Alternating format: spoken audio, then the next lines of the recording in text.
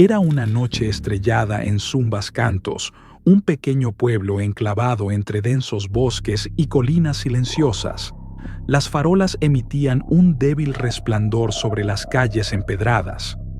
En las afueras del pueblo, erguida en lo alto de una colina, se encontraba la cárcel de la Fortaleza del Silencio, una estructura antigua que dominaba el horizonte con su oscuro perfil. Los habitantes del pueblo recordaban historias sobre la prisión, relatos escalofriantes que hablaban de prisioneros que entraban, pero nunca regresaban. Sin embargo, nadie discutía abiertamente el tema, como si mencionarlo pudiera despertar algo terrible. La historia comenzó a cambiar con la llegada de Alberto, un joven con el cabello revuelto y ojos llenos de determinación. Acusado injustamente de un crimen que no cometió, fue enviado a la Fortaleza del Silencio. Desde el primer día percibió que algo no iba bien. La atmósfera era pesada, el aire impregnado de un extraño olor a humedad y desesperación. Los guardias, con rostros huraños, observaban con miradas frías y calculadoras, mientras los prisioneros se movían por los pasillos con una resignación angustiante. Alberto pronto fue ubicado en el bloque C, donde conoció a sus compañeros de ala: Tomás, un hombre robusto con un corazón noble; Julián, que siempre hilaba teorías conspirativas; Ernesto, un hombre de pocas palabras pero mirada aguda; David, un tipo alegre que ocultaba una profunda tristeza; y Luis, el anciano del grupo, en cuyos ojos residía una sabiduría silenciosa. Con el tiempo, Alberto comenzó a percibir que la cárcel guardaba secretos oscuros, más allá de lo que él había imaginado. Sus compañeros también lo sentían. Susurros en la noche, sombras que parecían deslizarse por las paredes y un sonido de cadenas arrastrándose que perturbaba el sueño.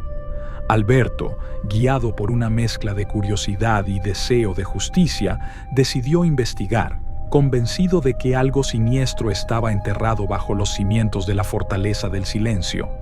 Una noche, mientras la luna bañaba con su luz fantasmal los terrenos de la prisión, Alberto reunió a sus compañeros y compartió su plan. Decidieron explorar una sección restringida de la prisión, un ala que, según contaban las leyendas, nunca debía ser cruzada. Con el corazón latiendo con fuerza, el grupo logró llegar a una puerta olvidada que daba a un sótano oscuro y húmedo. Al descender, encontraron un pasadizo que los llevó a una sala amplia y desmoronada. En las paredes se hallaban grabados antiguos, símbolos que ninguno de ellos entendía. Pero en el centro, de pie sobre un pedestal, se erguía una figura espectral, un hombre vestido con el uniforme de preso, pero cuya mirada estaba vacía, como si viera a través de ellos. El espectro reveló su historia. Era un antiguo prisionero, uno de los primeros en ser encerrados en la prisión.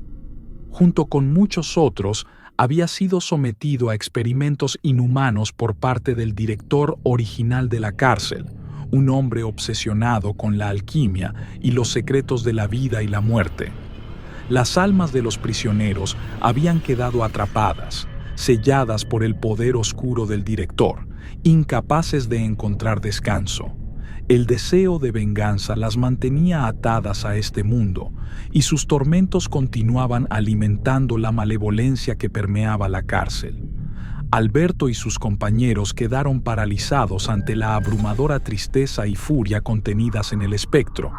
Sabían que desenterrar estos secretos los ponía en peligro, pero, al mismo tiempo, sentían una responsabilidad moral de intentar liberar a aquellas almas atormentadas. Así, con esta nueva misión en mente, comenzaron a investigar en secreto las actividades del pasado en la Fortaleza del Silencio, hambrientos de cualquier pista que les permitiera entender mejor el alcance de los horrores que tuvieron lugar allí. El grupo se dedicó a escudriñar en archivos polvorientos y documentos olvidados, hallando informes de experimentos que perturbaban a cualquiera que los leyera.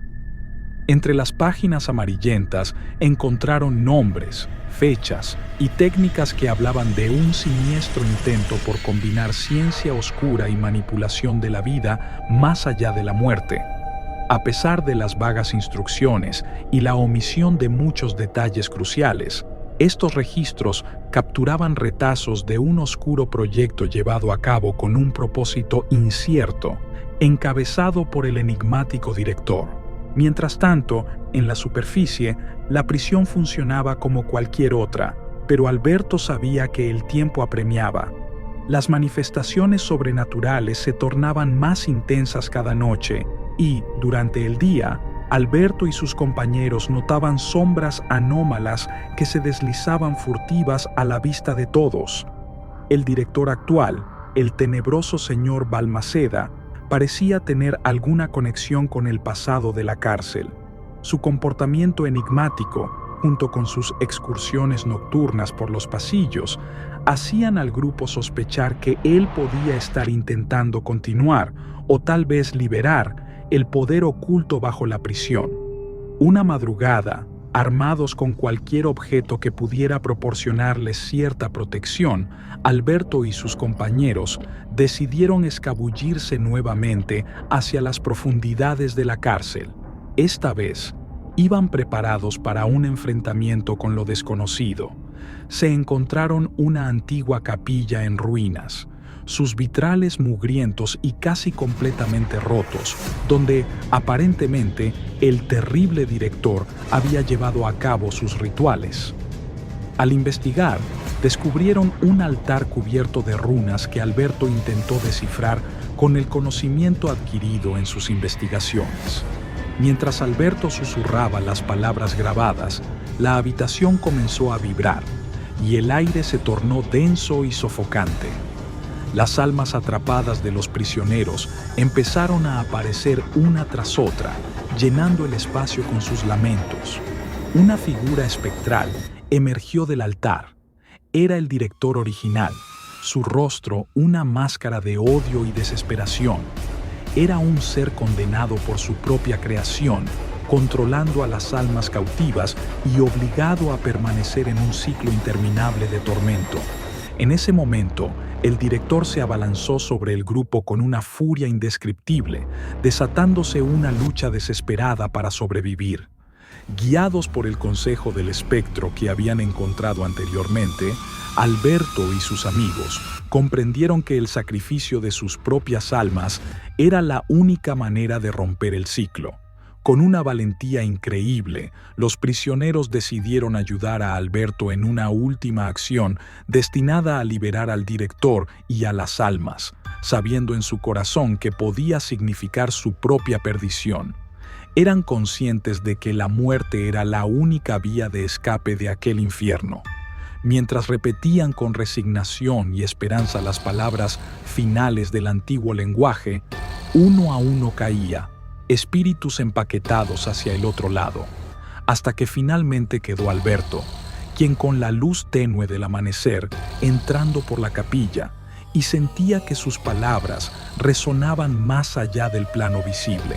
Sorprendido por un silencio imponente, comprendió que lo habían logrado. Las cadenas invisibles que ataban al lugar finalmente se desintegraron, y el aire, aunque impregnado de tristeza, se sintió más liviano. Sin embargo, por un instante, Alberto pensó haber sentido una mano cálida en su hombro, una señal de que no estaba solo mientras su vida se apagaba lentamente, sellando definitivamente el destino de la cárcel de la Fortaleza del Silencio en un ominoso silencio.